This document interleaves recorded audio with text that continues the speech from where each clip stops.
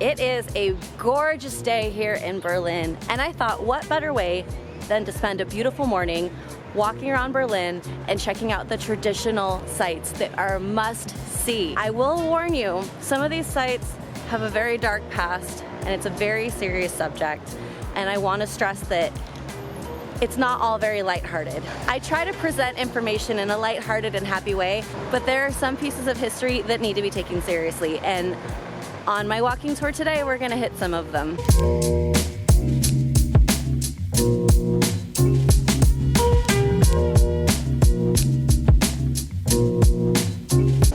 So this cathedral was originally constructed in 1465, but back then it was a really small, humble little church just on the riverbanks.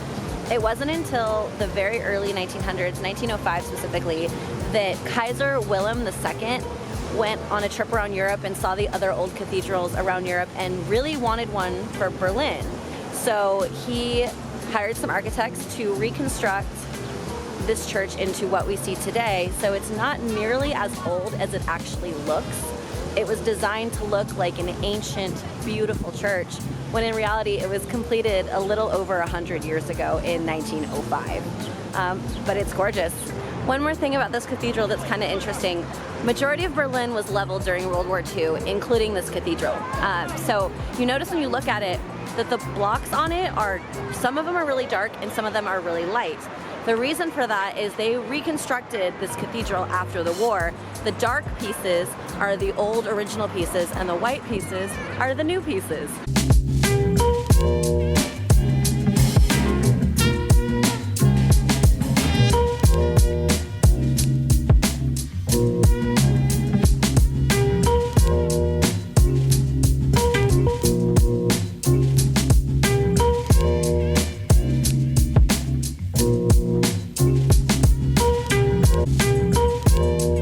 So I'm walking through Old Berlin, and I am at what used to be Frederick the Great's library. Now, Frederick the Great was a king quite a long time ago, and he was known for being very philosophical and very interested in education, and he is still part of the reason why education is so important here in Germany, why reading is so important, philosophy is so important. He was a huge fan of the arts, and he had this library constructed. And now it is Humboldt University's law school. It's actually one of the more prestigious universities in Germany. So on May 10th, 1933, the Nazis burned around 20,000 books from this library. It was really sad. A lot of books were possibly destroyed completely. There were some books they were able to find in other languages and restore and translate back to German, but there were some that were lost forever. And then in 1995, they constructed a memorial to these books, and it is underground. It's an underground bookshelf missing all its books. There's approximately a spot for every single book of the 20,000 lost, and here it is.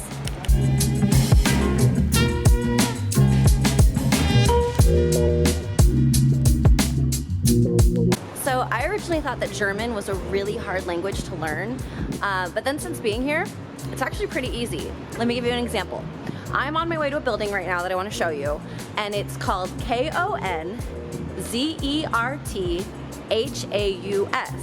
Konzerthaus. What do you think that is?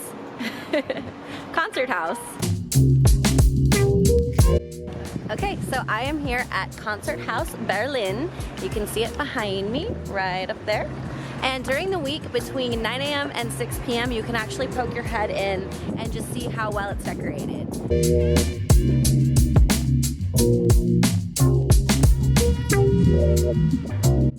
Super cool. So if you walk inside the concert house, in the corner they have a virtual reality that you can put on, and it's like standing on the stage during a concert. So this is what I was seeing. You gotta stop inside the concert hall. That was so cool. So now I am ascending the stairs and I'm off to my next destination. And I like it because it's a red carpet. I feel fancy. So I'm gonna head into Tiergarten really quick, which is Berlin's Central Park. It's this massive park that actually used to be the Royal Hunting Grounds. And I'm gonna head in here to school you guys a little bit, give you a little history lesson on Berlin, because Berlin has seen some shit. So in the 12th century, Berlin came to be under German rule, founded by Albert the Bear. And then at the end of the 12th century, German merchants settled here and used it as a trading space. The only real record we have of Berlin existing before the 13th century is wood rot. There was a great fire in 1380 that destroyed most of Berlin, and there really isn't any record of anything left.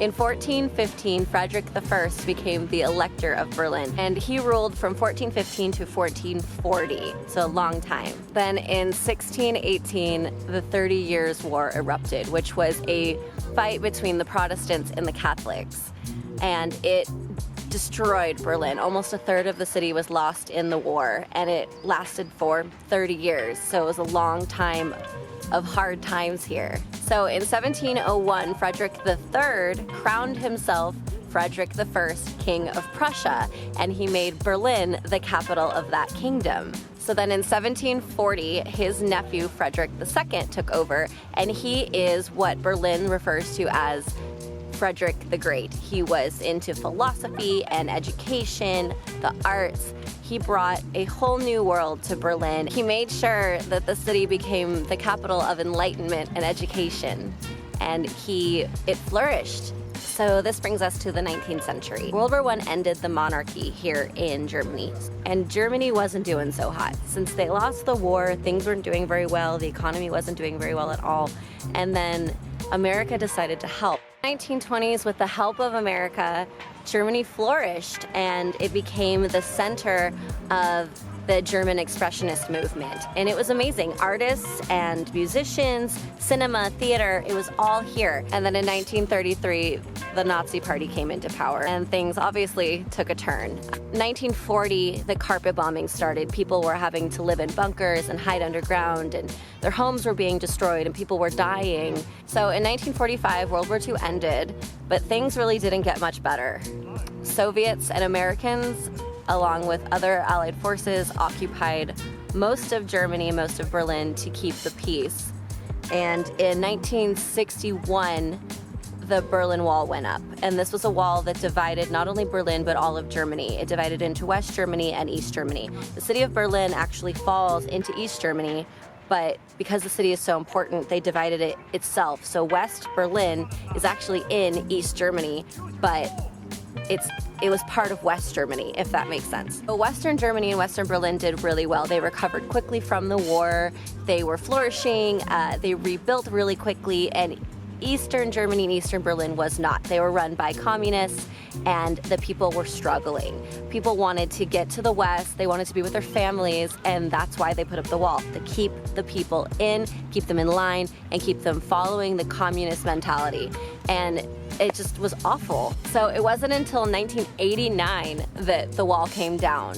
And I'll touch on how that happened a little later in the video, but I have been talking to some Germans, some local Berliners that have told me a little bit more about their own personal experiences with their history, and it's really fascinating. The Berlin government actually changed their constitution in response to what has happened in their history.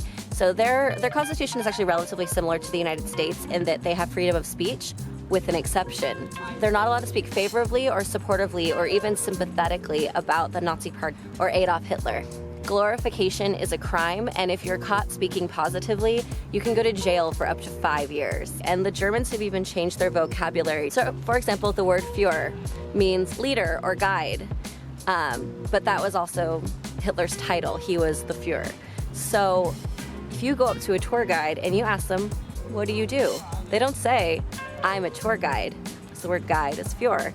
They'll say, I give tours. They purposefully manipulate their vocabulary and their sentence structure to avoid using that word. The country has made so much effort, including changing their own policies to show that they understand just how wrong that all really was, to show their remorse. So as a culture, they're not very nationalistic. They don't wave their flags, they don't celebrate. They're not like in the US where we go to a baseball game, we paint our face red, white, and blue, and we wear head-to-toe flag gear. They just don't do that. They are very aware of Germany's tainted past, and they are remorseful, apologetic, embarrassed. I spoke with one girl who wasn't even alive when all of this happened. She was 2 years old when the wall came down, and yet she feels immense personal guilt for what happened to the people during the Holocaust and during the Cold War. National mentality that they are aware of their dark history and they're sorry. And they have taken actions to make sure this type of event never happens again. And they're doing this to show people just how wonderful Germany really can be, how great of a country it is, and how great of a city Berlin is. So in light of recent events that have been happening back home in the United States, I just want to say that I am so impressed with the way that Berlin has recovered from their past. They acknowledge it and they don't glorify it. They admit fault, they admit that something was wrong, and they're showing that they're gonna do everything in their power to make sure it never happens again. The US could take a note from them on this.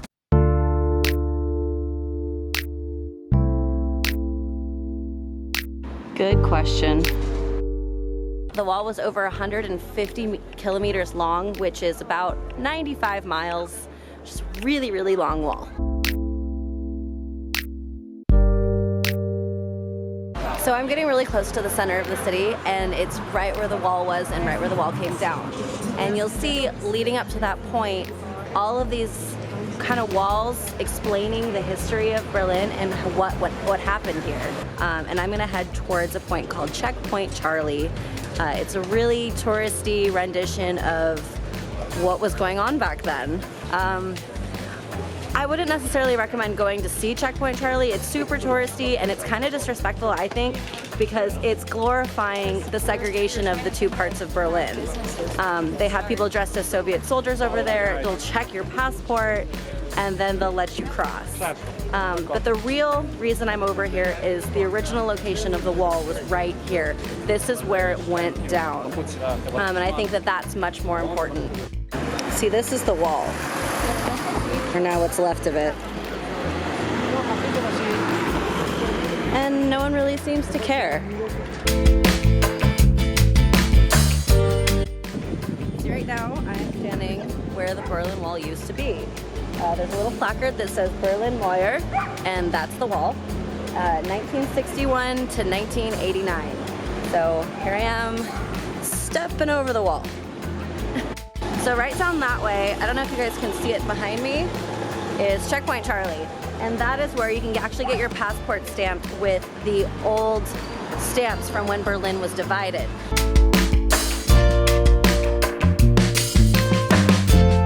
Generally speaking, this location was a place of stress and pain for a lot of people. They were separated from their families, they weren't able to cross. So I personally didn't want to pose at Checkpoint Charlie. I think that it's just in bad taste. I think there's something about smiling and posing in a place that was a place of pain that it just isn't okay. Where am I? What's it look like? A parking lot, right? Yep. I am standing in a dirt parking lot. Nothing very exciting. So that's the thing about the spot. It's just a parking lot. But in 1945, this was the site of Hitler's bunker. Now, he had this grandiose plan for Germany. He thought that they were going to be the superpower, that Berlin was going to be the capital of the world. And look at his grand scheme now. He got a parking lot. And so if you remember, I mentioned that it was illegal to glorify the Nazi Party. It was illegal to speak positively about Hitler. And part of that has to do with benefiting from his history. So rather than opening the bunker to the public and maybe making money on some tours, the city of Berlin decided to flood it, bury it, and turn it into a parking lot. Kind of like a big FU to Hitler. He doesn't get a memorial, he doesn't get a museum, he doesn't get anything. He gets a parking lot. So that's what's here. That's it.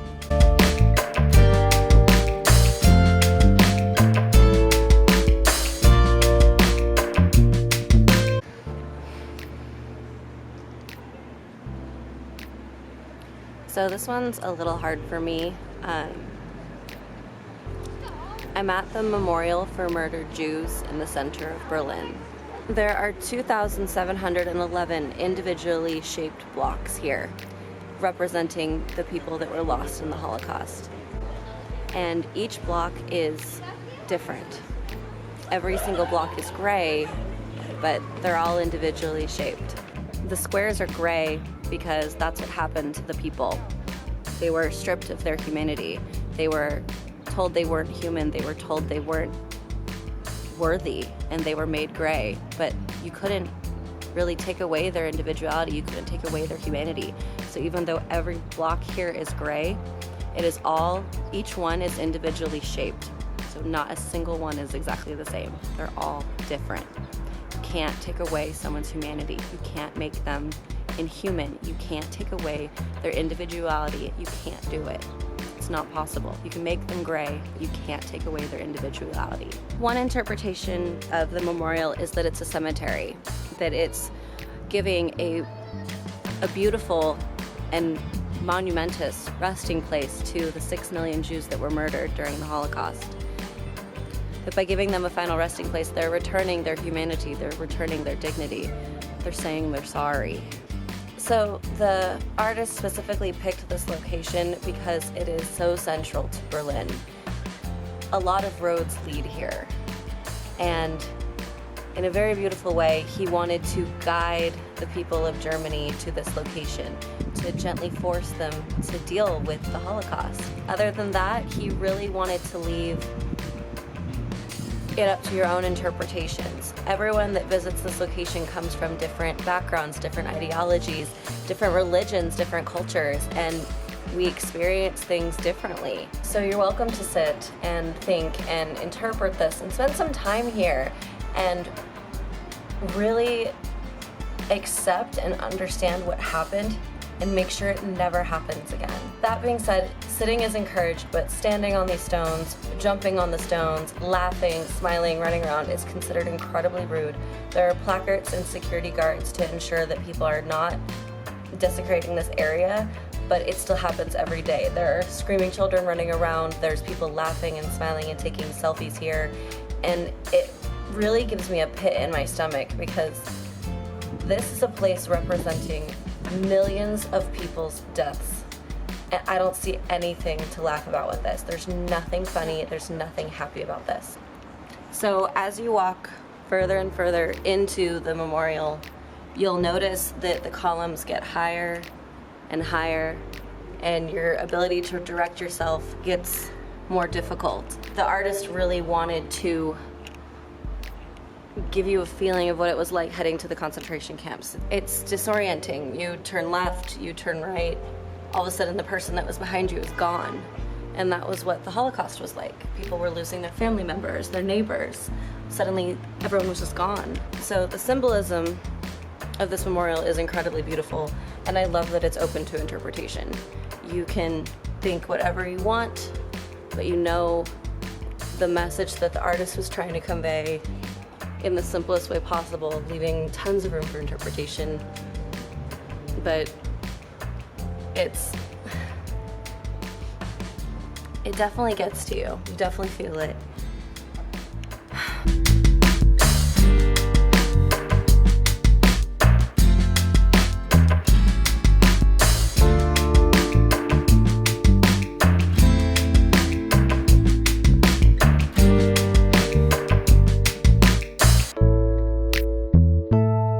No more sad stuff, no more angry stuff. I'm going to one more stop, and I'm going home because I'm tired. But this last stop is a happy place. It's a place of celebration and joy, and it's just right around the corner from here.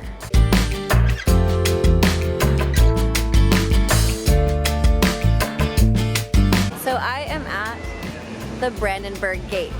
It was originally constructed for Frederick II during the Prussian Empire.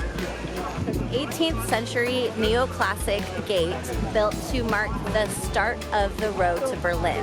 So it was the entrance to the city. During the Cold War, it was in the death strip. And this entire square, which you can see now, is bustling with people and bubbles and vendors, and it's actually surrounded by embassies. It's surrounded by embassies. You have the United States Embassy over here, the Italian Embassy over there, the French Embassy, and so on. This all used to be the death strip. So things have changed a little bit. So on November 9th, 1989, a man named Gustav Schabotsky was sort of like the PR person for the Soviets, and he was supposed to give a press release about what was going to be happening because people were protesting, people wanted change, they wanted access, they wanted travel restrictions to be lightened so they could go see their families in the West. And he didn't read his notes. He missed all the meetings on what was going to be happening, and what the Soviets had decided was they would tell the people we're gradually going to change restrictions, but they really had no intention of actually doing it. But he, again, didn't attend the meetings and didn't really read his notes. So he gets on national television and the media starts asking him questions. They ask, what's the deal with travel restrictions? What's gonna happen? And he's flipping through the notes, can't find anything. So he just goes, we're removing them, I guess. And everyone freaks out, everyone's so excited. And then they go, well, when is that effective? When is that gonna happen? So he's flipping through the notes. He can't find any dates anywhere in these notes. The only date he can find is the date that he was actually reading them. It was like dated at the top. So he said, November 9th, effective immediately? And it was chaos. People were so excited. They're like, well, this can't be real. Are you sure? And he's like, yeah, totally. So basically, he really messed up, and 20,000, 30,000 people came here to the Brandenburg Gate and demanded to be let through so they could see their families. And the guards initially were like, no, we haven't been told this, we don't know anything. But they figured 20,000 people can't be wrong, so they let them through. So realistically, the peaceful ending of the separation was totally a mistake, but it worked out really well for everyone. And then on October 3rd, 1990 was when Germany was finally officially unified with the permission of the Allied forces. The Brandenburg Gate became a sign of a unified Germany, and to this day is a huge symbol of peace and unification. So thank you, Schabotsky, for not doing your homework. All right, one last thing, bonus tip. This hotel behind me, the Hotel Adlon, does it look familiar? You look at the top window, that would be the window that Michael Jackson held his baby boy out for the media to see, and everyone went nuts.